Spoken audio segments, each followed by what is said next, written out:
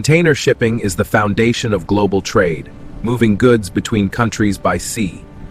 Almost 90% of the world's traded products travel by ships inside steel containers.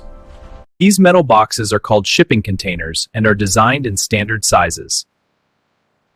Standardization allows containers to move easily between ships, trucks, and trains.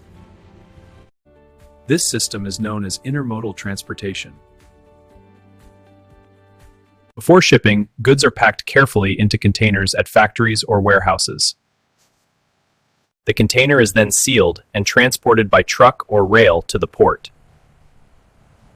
At the port, giant cranes lift the containers onto container ships. Once loaded, the ship begins its long journey across seas and oceans. During the journey, the container protects goods from weather, theft, and damage. When the ship reaches its destination port, containers are unloaded by cranes. The containers are then delivered to businesses and stores by trucks or trains. Standard dry containers for general cargo, refrigerated containers for perishable goods, open-top containers for oversized items. Refrigerated containers are used for food and medicine. Containers are used for transporting liquids like oil and chemicals. Flat rack containers are used for heavy machinery and oversized cargo.